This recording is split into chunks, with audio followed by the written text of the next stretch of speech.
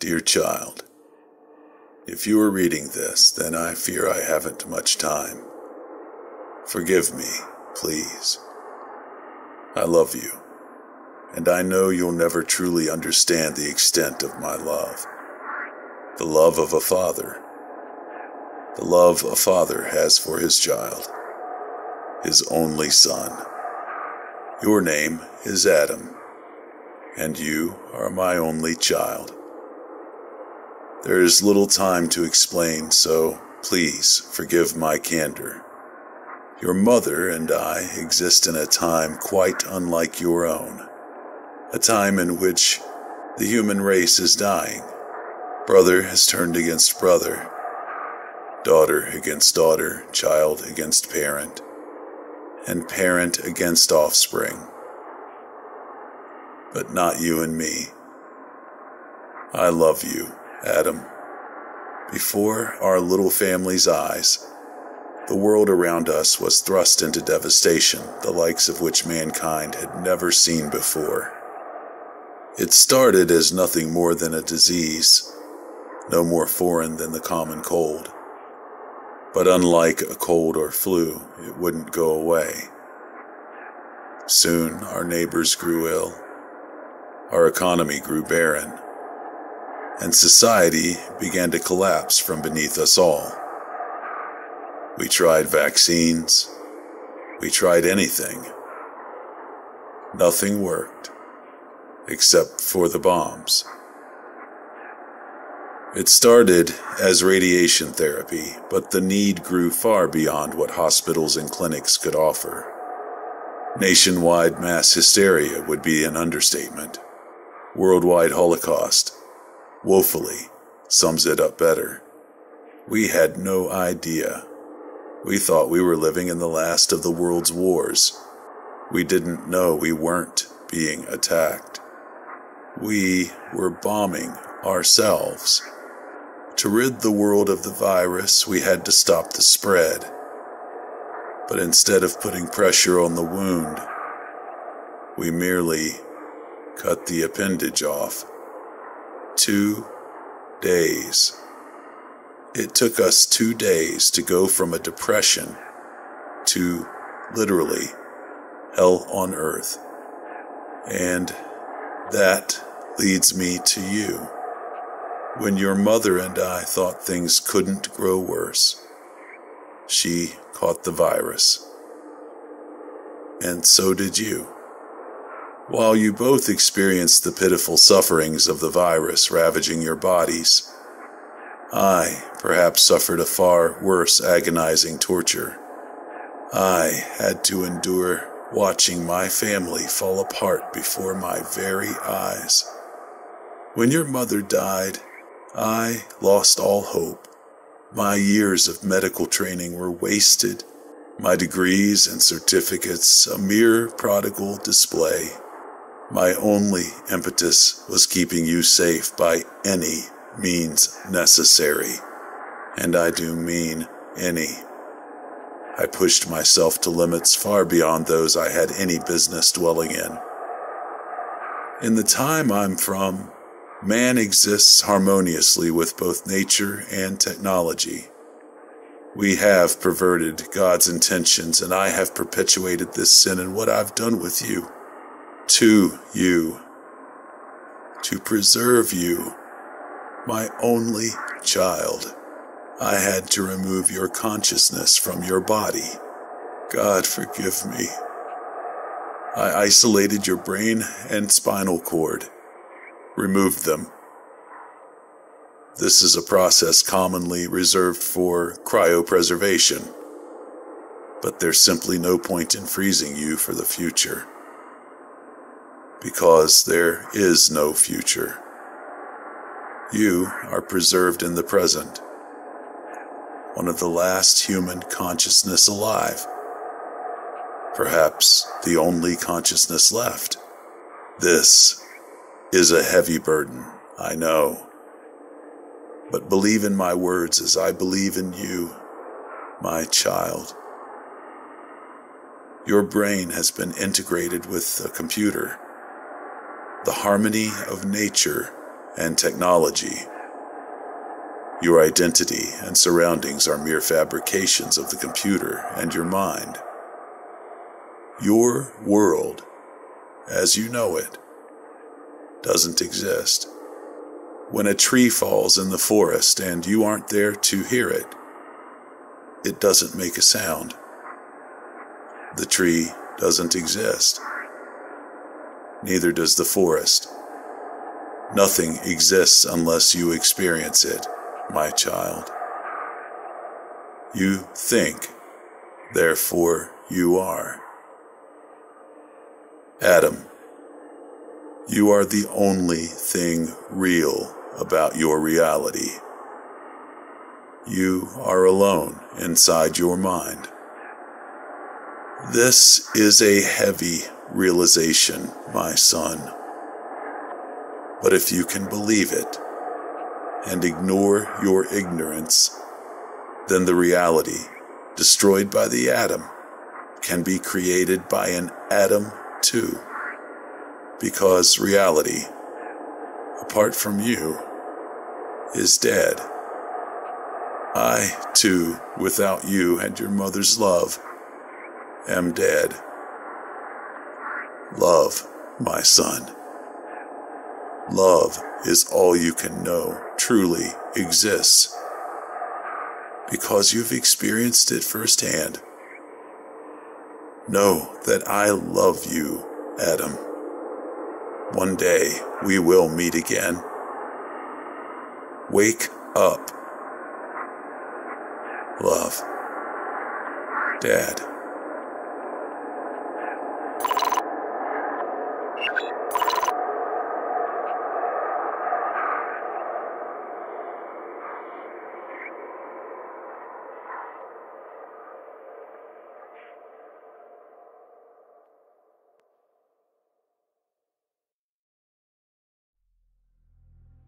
A lot of things went missing at our middle school. It was a running joke that a ghost was stealing things. It had been a problem ever since the school was founded in the 1960s. Items would just vanish.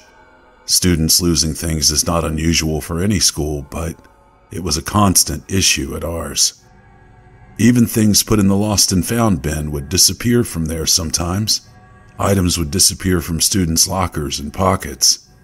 Sometimes the culprit would steal from a girl's purse and curiously take everything but the money inside. Students lost homework assignments with such frequency that some teachers no longer even bothered penalizing them for it. Volumes would go missing from circulation at the school library, and custodial tools would sometimes go missing from the janitor's closet. One time, a small willow tree disappeared from the school courtyard, leaving behind only the hole where it had been planted. I was a student there in the early 1990s, before the school ever got around to installing the security cameras. The phenomenon was just considered a local idiosyncrasy of our school and didn't disrupt our lives enough for anyone to be too concerned about it. Then, sometime when I was in 8th grade, our principal went missing. He went missing from the school. He'd just been in a staff meeting minutes prior. The police canvassed the campus but found no trace of him. A few years later, it was discovered that some of the school's foundation was sinking. Some geologists were involved in diagnosing the problem. Beneath a disused storm grate in the courtyard, they found a passage. The passage led to a limestone cavern that was not previously known to exist. Inside the cavern were all the missing items. Library books, clothing articles, lots of hats in particular, calculators, and boxes of homework sheets going back to the 1960s. They also found a box containing the suit and tie that our principal was last seen wearing.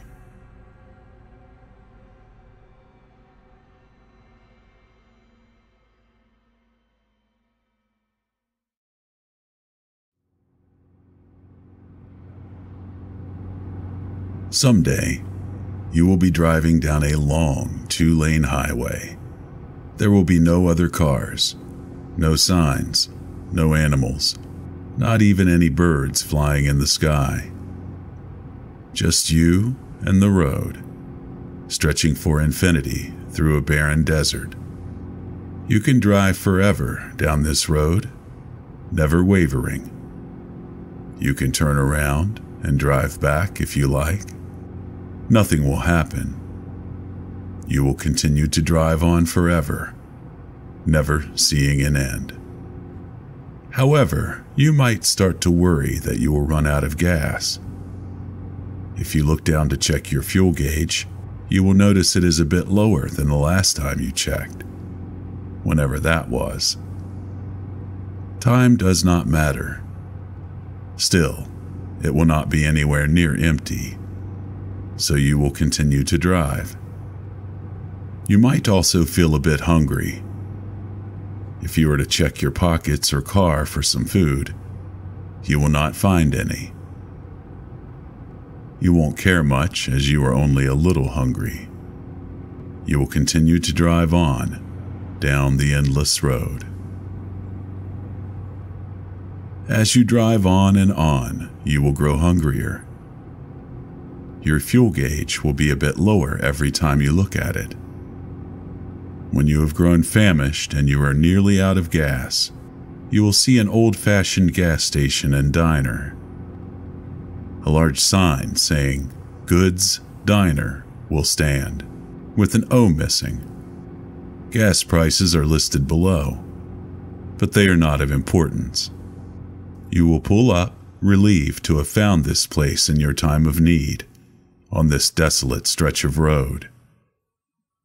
You will fill up your car with gas and go into the diner to eat. You will see a bar on your right with several small stools. Some booths are to your left, and some bathrooms are in the back.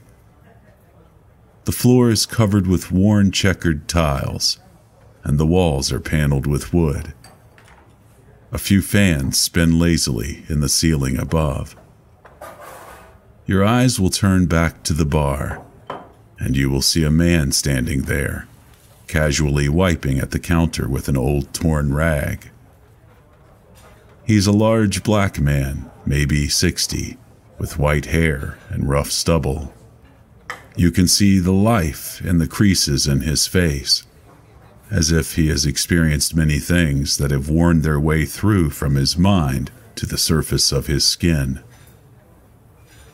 You can barely see his eyes, but you can tell they have warmth, wisdom deep within.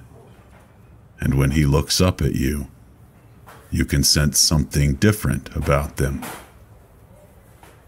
They say eyes are the windows to the soul, but this man's eyes are his soul, his very being contained within them. You will find yourself lost for a moment, but almost immediately you will snap back to reality.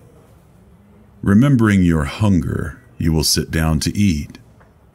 Looking around, you will notice there are no menus or signs saying what there is to order. If you ask the man for a menu, he will give you one, with all of the typical diner food choices. He will prepare whatever you order and serve you with little conversation. After you eat, you will pay the man, thank him, and leave. If you happen to look back, you would see the man with an expression of sadness. A sadness so great, it makes your heart stop for a second. Then, you will turn your head and drive.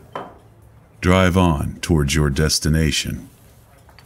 You will reach it and forget all about the diner. But, if you choose, do not ask for a menu. Ask instead, "What do you have to offer me?" The man will smile and respond, "What do you wish to have?"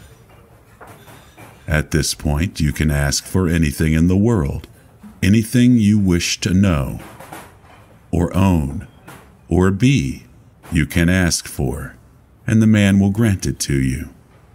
You can ask how the JFK assassination really happened. You can ask to be able to fly. You can ask for a car from the future. Anything. The man will give it to you. After receiving it, you will leave. If you look back this time, the man will seem grief-stricken, almost to the point of tears. You will take off to your destination, but it will be emptiness. You will be left alone with yourself and whatever it is you wished for. However, if you are brave, there is one thing you can ask for. Something terrible, yet powerful. You must ask for the last slice of pie in the large dish on the counter. When you ask for it, the man will be solemn and give you a quiet smile. "As you wish," he will say. Lifting the lid, he will serve the slice to you on a small silver dish, along with a small fork. Take the fork and eat the pie. It will have no particular taste to you. Your tongue will not be able to identify it. Eat it all, and then return your plate to the man. You will reach for your wallet. He will simply shake his head and say, "It's on me." You will thank him and leave, getting into your car and driving away. If you glance back this time, the man will be pensive, looking away into the distance. What does this pie do? Well, once you begin driving, you will begin to contemplate things. Thoughts will travel into your head, and you will know the origins of the universe. You will know who the true entity, the creator of this world, is. You will know the secrets of the afterlife, and know everything of who you are. And only once you fully comprehend this information will you leave the road.